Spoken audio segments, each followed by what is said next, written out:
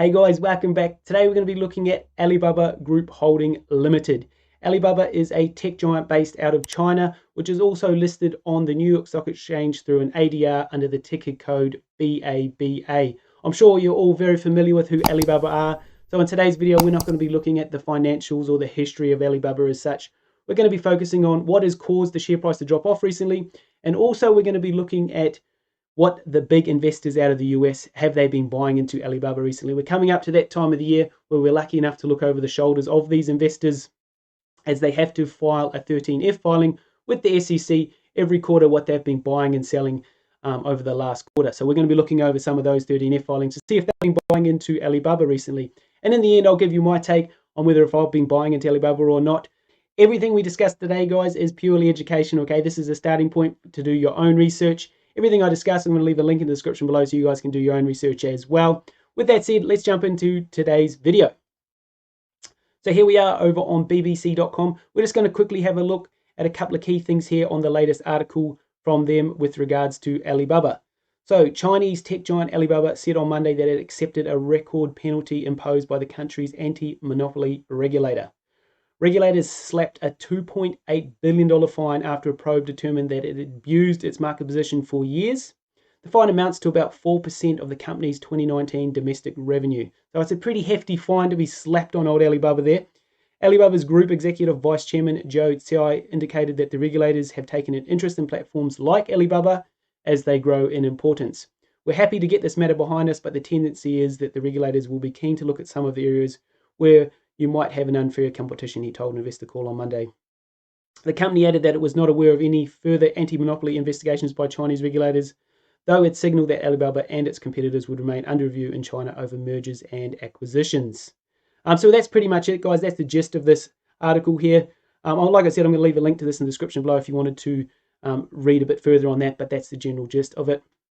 And this, in turn, has caused the share price to drop off recently. With that said, though, let's jump over to Dataroma and have a look at who else has been buying into Alibaba recently. Guys, I'm over on dataroma.com. Dataroma is a fantastic resource if you're wanting to track what the big boys have been buying and selling in the US recently. Anyone in the US that manages over $100 million has to file a 13F filing with the SEC every quarter to show what they've been buying and selling, which makes a fantastic hunting ground and a good place for you to start doing some research on particular companies that the best investors in the world have been investing into recently. So this is something I've really started to follow, especially over this last year, where I've taken a lot more of interest in a lot of these US-based companies and these US-based investors that I like to track and follow now. More importantly, one that sparked my interest here was Mohnish Pabrai with Pabrai Investments. Okay, Mohnish Pabrai is a fantastic value-based investor based out of the US. He's wrote a couple of good books, one being The Darndale Investor, which is a fantastic book. I highly recommend it. It's well worth your time. I think it's only about 6 hours from Audible, so it's definitely worth listening to or picking up the book yourself. He also has a YouTube channel as well, which is a great resource if you want to watch some videos on his. He has a lot of great interviews with different universities out of the US as well. So we're going to be having a look at his latest 13F filing. We're going to look at Charlie Munger's latest 13F filing, which actually got released in April. We're going to be looking at just a handful of different other value-based investors to see if they've been buying into Alibaba recently as well. All right, guys, the first 13F filing we're going to be looking at today is Charlie Munger. I had covered this in another video where I looked at the Daily Journal Corp, but we're just going to quickly touch on it again. As you can see, Charlie Munger runs a very small concentrated portfolio within the Daily Journal Corp. And this was big news when he took a position with Alibaba, as nothing usually happens within this portfolio. You know, every 13F filing, you look at it and nothing really happens. I think over the last 3 or 4 years, not much has really sort of happened within the portfolio. So like I said, it was pretty big news to see him taking a position with Alibaba, which initially first sparked my interest to look into Alibaba a bit further and just start doing a bit more research, because to be honest, it wasn't a company I'd sort of followed or looked at too much prior to Charlie Munger taking a position.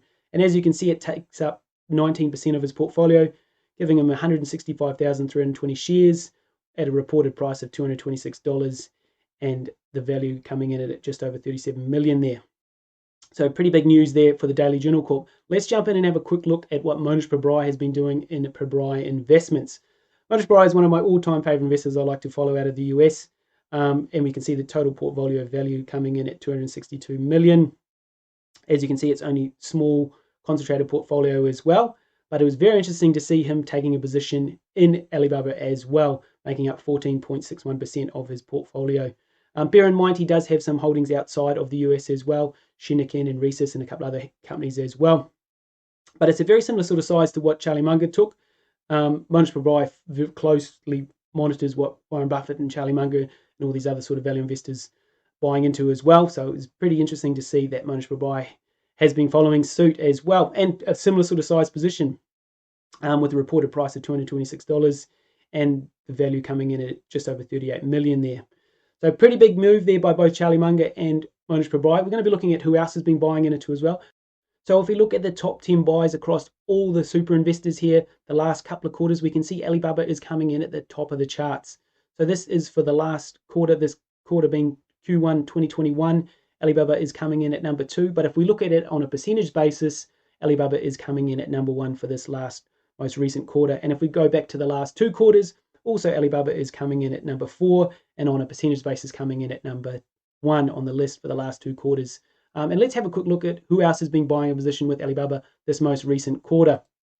So if we go over here, Alibaba Group Holdings, currently there are 13 super investors that have an ownership stake in Alibaba, and we scroll down here and have a look at who else has been buying into Alibaba or reducing or selling their position as well. So at the top of the list here we have Charlie Munger, who I've mentioned earlier, also Mohnish Pabrai, and it's also, you can see it's taking up a pretty good chunk of their portfolio as well. Also Greg Alexander, which I'm not familiar with, but he has been buying the last quarter as well, coming in at 8.47% of his portfolio. We still have some more 30-year filings to come in as well. We're not too sure. Maybe even Warren Buffett maybe taking position in Charlie Munger. It's not too sure, but I am watching it like a hawk. So the minute that gets released, I'll be making a video around that as well.